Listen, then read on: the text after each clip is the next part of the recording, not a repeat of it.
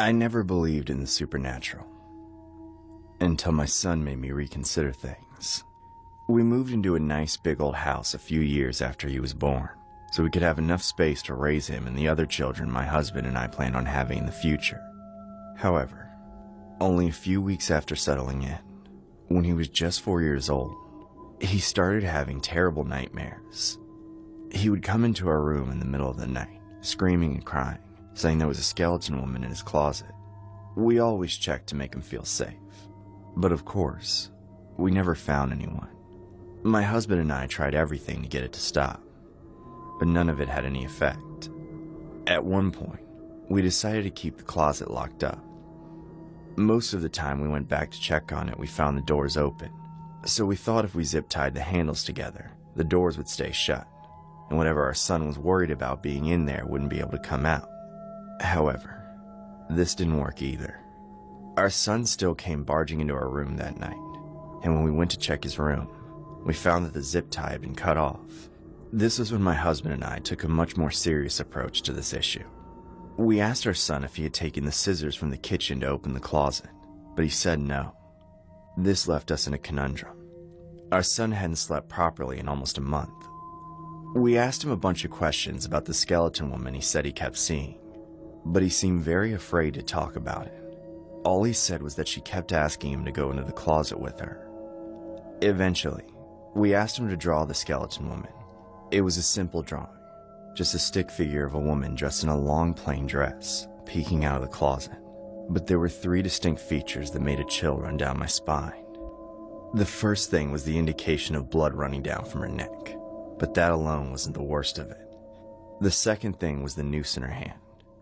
When I asked my son what she was holding, he said he didn't know except that it was a piece of rope she always had.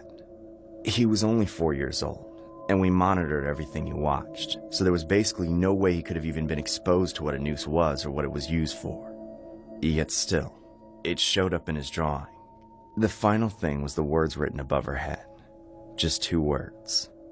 Join us. I had been teaching my son how to read and write for several months at that point to prepare him for school. But he had never exhibited the motivation to write much more than a few letters of the alphabet at a time. Now suddenly, he had perfectly spelled 2 entire words, which showed me just how scared of the skeleton woman he was. Unfortunately, this didn't give us any clue as to what to do. We told him to tell that scary woman to go away, hoping he could conjure up some courage and learn something from the experience the next time he saw her. That next time turned out to be the very same night. I woke up around 11 p.m., but not to the sound of my son screaming and crying. I heard a weird thumping in the walls. Then I realized that was coming from my son's bedroom, so I got up and walked over to his room.